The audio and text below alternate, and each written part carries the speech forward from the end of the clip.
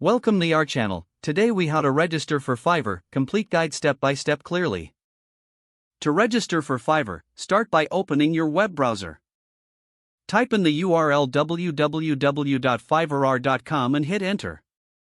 Once the Fiverr homepage loads, look for the join button located at the top right corner of the page. Click on the join button to proceed. You will see a pop-up window prompting you to create an account. You have the option to sign up using your email, Facebook, Google, or Apple account. If you choose to register with your email, enter your email address in the designated field. Create a strong password that meets Fiverr's security requirements. Once you've entered your details, click on the Continue button. Fiverr will send a verification email to the address you provided. Check your email inbox for the verification email from Fiverr. Open the email and click on the verification link to confirm your address. After verifying your email, return to the Fiverr website. You may now be prompted to complete your profile. Fill in the necessary fields such as your display name and profile picture. You can also add a brief description of your skills and services. Once your profile details are complete, click on the Save or Continue button.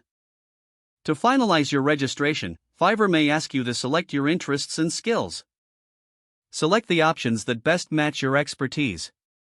This will help Fiverr tailor job suggestions to your profile.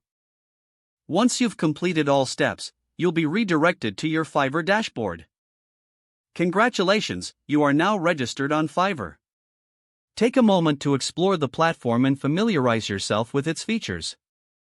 Your next steps involve creating gigs to start offering your services.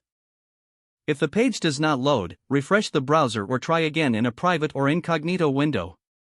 Make sure you are using the correct email address, then retype it carefully to avoid small typos. If your password is not accepted, use the reset option and create a new strong password you can remember. Check your spam folder for verification or security emails, then complete any requested confirmation steps. Don't forget to like this video and subscribe to our channel for more step-by-step tech guides.